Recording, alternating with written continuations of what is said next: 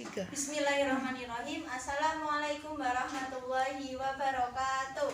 Waalaikumsalam warahmatullahi wabarakatuh. Apa kabarnya anak-anak? Alhamdulillah, luar biasa. Allahu Akbar. Oke, kita sebelum memulai pelajaran pada pagi hari ini, mari kita doa bersama-sama, doa belajar. Wahid Isnain Salasah. A'udzu billahi minasyaitonir rajim. Bismillahirrahmanirrahim. Raditu billahi rabban wa bil islami dinan wa bil muhammadin nabiyyan wa rasulah. Rabbi zidni ilma warzuqni fahma. Amin. Oke, pertemuan pada pagi hari ini, Ibu akan menjelaskan materi tentang apa ya?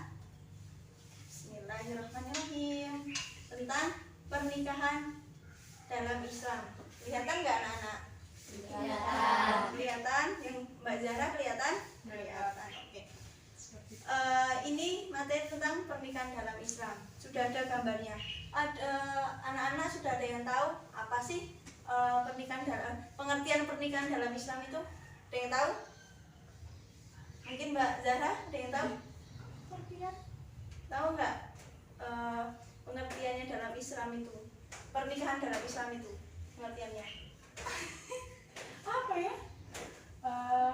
Pernikahan dalam Islam itu di mana dua orang yang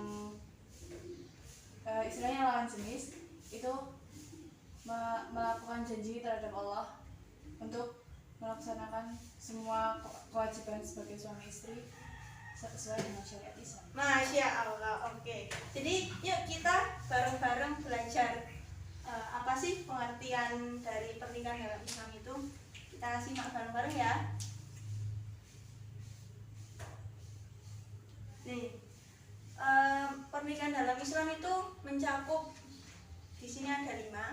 Yang pertama pengertian pernikahan, yang kedua tujuan pernikahan, yang ketiga syarat pernikahan, yang keempat rukun pernikahan, dan yang kelima hukum dan hikmah pernikahan. Oke, kita lanjut. Jadi tadi Mbak Zahra sudah menjawab pengertian pernikahan dalam Islam, yaitu mempersatukan antara akhwat dan ikhwan untuk beribadah kepada Allah, untuk melengkapi agama yang sempurna.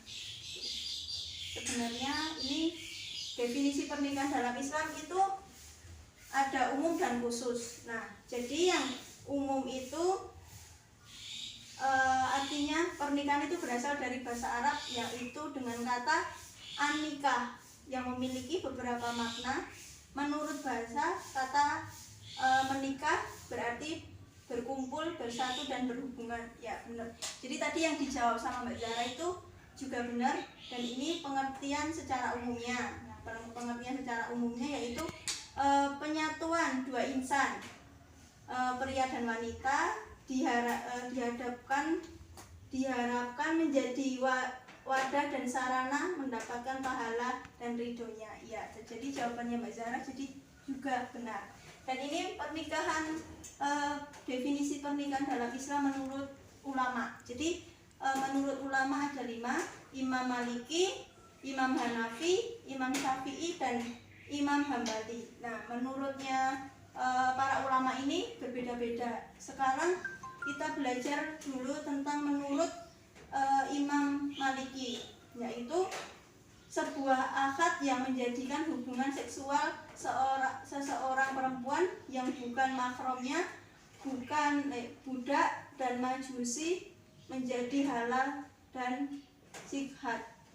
Nah, jadi menurut Imam Maliki itu definisi pernikahan dalam Islam yaitu berhubungan seksual. Jadi biologis. Nah, masuk ke biologis. Jadi kan kita ini sudah remaja, sudah baliklah intinya. Nah, kalau kita dulu kecil kita masih sering main sama teman-teman sebaya yang kecil juga, tapi sekarang sudah tidak boleh karena sekarang kita sudah balik dan ini termasuk biologis. Makanya itu kan ayo nggak boleh pegang-pegangan gitu kan, maksudnya nggak boleh pegang-pegangan, nggak boleh pegangan tangan. Nah itu karena itu yang ini bukan mahramnya. Oke, lanjut selanjutnya. Menurut Imam Hanafi, yaitu seseorang memperoleh hak untuk melakukan hubungan seksual dengan seorang perempuan. Jadi perempuan yang dimaksud itu yaitu seseorang yang hukumnya tidak ada halangan sesuai syariat untuk dinikahi. Jadi menurut Imam Hanafi itu definisi pernikahan dalam Islam itu kita boleh menikahi seseorang perempuan itu dilihat dari sesuai dengan syariat Islam. Nah, itu menurut Imam Hanafi. Selanjutnya, menurut Imam Syafi'i yaitu akad yang memperbolehkan hubungan seksual dengan lafaz nikah tajwid atau lafaz lain dengan makna serupa. Ya, jadi Imam Syafi'i itu hampir sama dengan Imam Maliki, yaitu untuk hubungan seksual tapi dengan ikrar yaitu dengan saya nikahkan, ya itu namanya ijab qabul. Nanti di materi selanjutnya kita mendapatkan materi itu.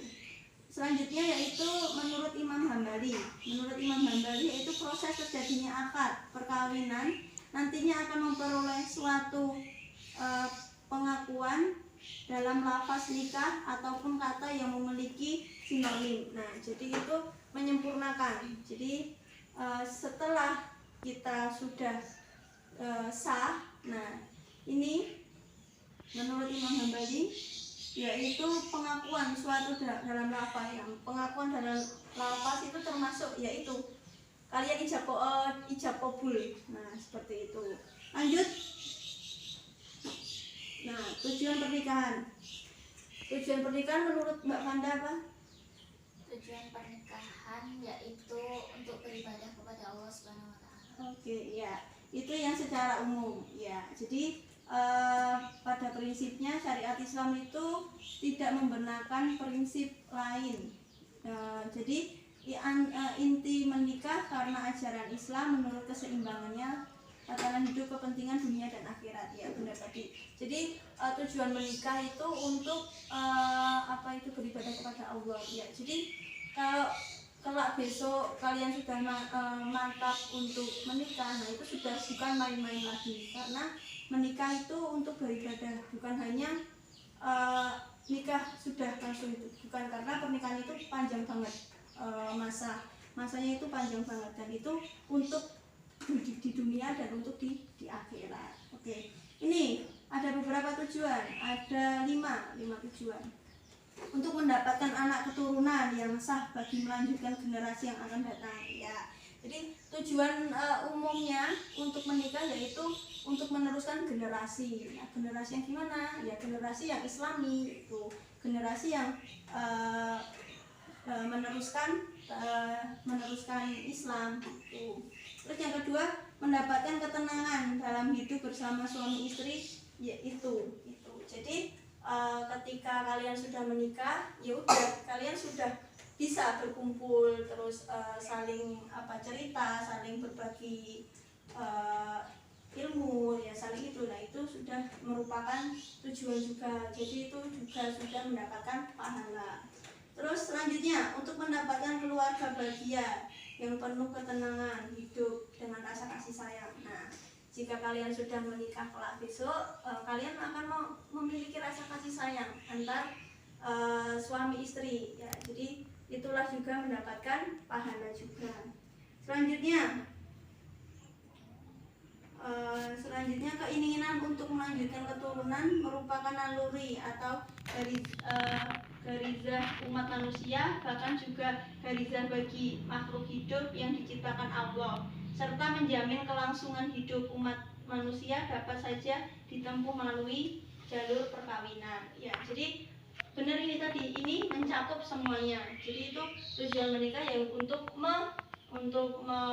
melanjutkan keturunan, untuk untuk menghidupkan keromantisan, kasih sayang itu. Nah, jadi besok kalian akan merasakan sendiri kok bagaimana itu menikah. Oke, selanjutnya syarat menikah dalam Islam. Mbak Zara? Syarat menikah dalam Islam tuh ada ijab kabul. Iya, ada ijab kabul. Memang itu salah satu inti yang utama, yaitu adanya ijab kabul. Jadi di sini itu ada empat syarat pernikahan. Calon mempelai laki-laki. Jadi adanya calon mempelai laki-laki. Tanpa adanya calon mempelai laki-laki, ya itu juga belum dinamakan syarat pernikahan dalam Islam. Terus yang kedua, adanya calon mempelai wanita. Ya, jadi dua ini harus ada. Jadi mempelai laki-laki dan mempelai perempuan itu juga harus ada. Dan yang ketiga yaitu wali. Nah, tanpa wali juga tidak sah. Nah, jadi wali kan dari perempuan. Nah, ada yang tanya, Bapak Ibu, jika saya sudah tidak punya ayah, siapa yang mewalikan saya ketika nikah? Ada yang bisa menjawab? Oh iya. Jadi yang bisa menjadikan gantinya sebagai wali ketika ayahnya sudah tiada, yaitu kakek atau saudaranya dari laki-laki. Jadi Pak D atau Pak D atau kakek itulah. Terus selanjutnya, rukun pernikahan dalam Islam sama. Rukun pernikahan dalam Islam itu adanya mempelai pria dan pria dan wanita, adanya wali, 2 orang saksi. Ya, saksinya itu juga laki-laki gitu. Jadi kalau misalnya saksinya perempuan, itu bukan saksi namanya, itu namanya mendampingi pihak dari wanita itu. Terus adanya ijab dan kabul. Ya, jadi adanya ijab dan kabul itu untuk syarat utama sahnya pernikahan itu. Selanjutnya, hukum pernikahan dalam Islam. Nah, hukum pernikahan dalam Islam itu ada banyak. Yang pertama wajib, sunnah, makruh, mubah, dan haram. Nah, bisa dikatakan wajib hukumnya itu karena apa? Ya karena menikah menjadi wajib bila seseorang telah mampu baik secara fisik maupun finansial. Sedangkan bila ia tidak segera menikah, dikhawatirkan berbuat zina. Ya, jadi hukum nikah itu yang wajib pertama itu jika kalian sudah mampu masuknya dalam finansial atau dalam secara fisik, secara biologis gitu, secara kematangan kalian sudah siap. Nah, itu jangan untuk main-main, karena kalian kalau udah bilang sama orang tua, Bu, Pak, saya ingin menikah. Nah, itu sudah bukan main-main lagi, karena itu sudah termasuk untuk hukum pernikahan. Jadi kalau tidak disegerakan, maka nanti akan berbuat yang tidak gitu. Yaitu selanjutnya sunnah. Nah, hukum pernikahan bila dikatakan sunnah, bagaimana? Yaitu dasar hukum nikah menjadi sunnah bila seseorang menginginkan sekali punya anak dan tidak mampu untuk mengendalikan diri dari berbuat zina atau berbuat tidak bisa mengendalikan dari hawa nafsu. Nah, jadi hukum nikah yang kedua itu sunnah. Dikatakan sunnah jika dia ingin mempunyai anak. Nah, jika ada teman kita atau ada saudara kita yang pengen menikah, pengen punya cepat punya anak, nah itu memang wajib, memang wajar, itu wajar, hal yang biasa. Jika tidak disegerakan menikah, yaitu tadi salah satunya akan berbuat yang tidak baik atau berbuat zina. Nah, terus yang selanjutnya yaitu makruh. Nah, makruh itu bagaimana bila dikatakan makruh? Yaitu menikah tetapi tidak berniat memiliki anak. Nah, juga ia mampu menahan diri dan berbuat zina. Padahal apabila ia menikah, ibadah sunahnya akan mengalir. Jadi bila dikatakan bisa dikatakan makruh apabila seseorang yang ingin menikah tapi dia tidak ingin berniat mempunyai anak, maksudnya dia tidak mau menjalankan untuk meneruskan generasinya, itu bisa dikatakan makruh apabila seperti itu. Dan dia bisa menahan dari hawa nafsunya itu. Terus bila dikatakan mubah, yaitu mampu menahan nafsunya dari berbuat zina, maka hukumnya niatnya adalah mubah. Ya, terus sementara ia belum berniat memiliki anak dan seandainya ia menikah, ibadah sunahnya tidak sampai. Jadi tidak sampai, berbeda dengan wajib itu kan. Jadi dia itu masih nanti gitu. Intinya gimana ya?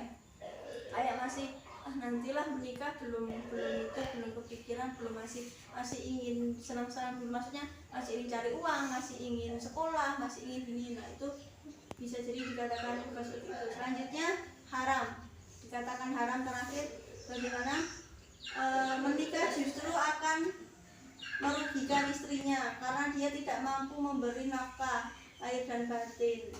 Nah, jadi ataupun jika menikah ia akan mencari mata pencarian yang diharamkan oleh Allah.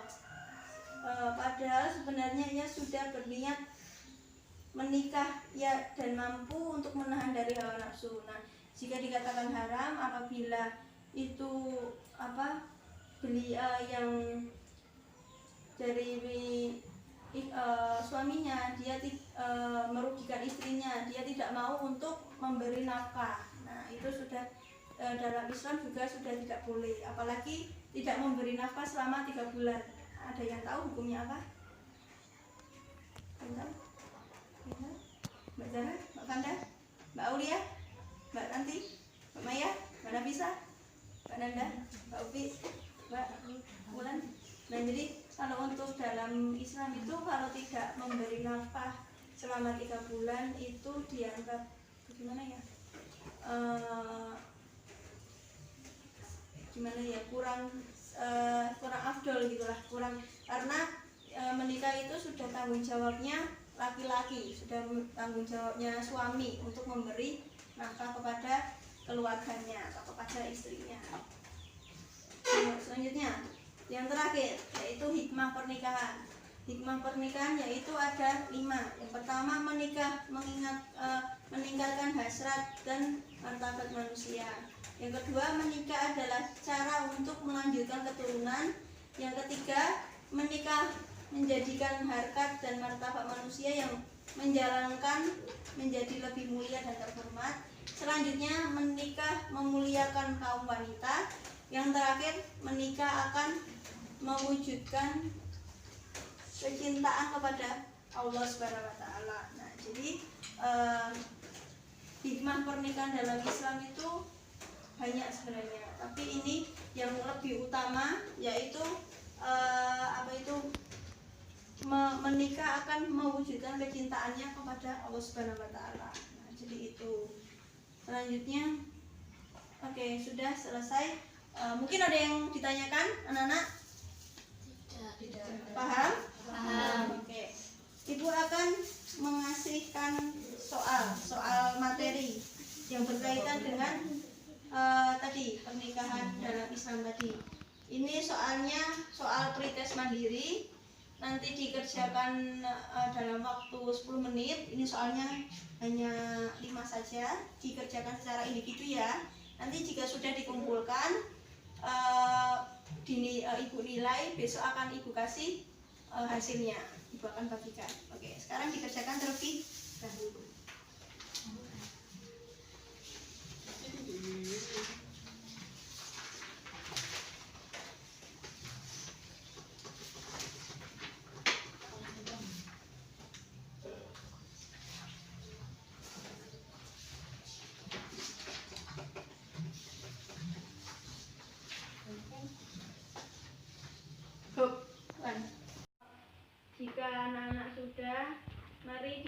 selesaikan terlebih dahulu. Tapi jika yang belum selesai, masih ditunggu. Masih ada waktu 2 menit untuk menyelesaikannya. Sudah? Udah. Oke, ya, Ibu ambil dari sini.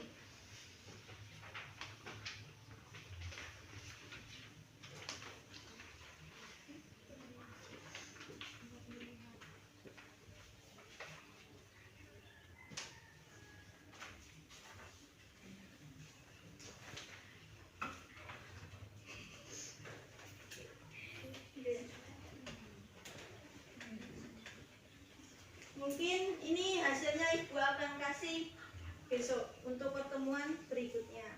Oke, mungkin dari sini ada yang ditanyakan? Enggak. Oke, sebelum pulang, mari kita tutup dengan doa kafaratul majlis dan doa mengucapkan doa alhamdulillah. Wahid, saya salah. Subhan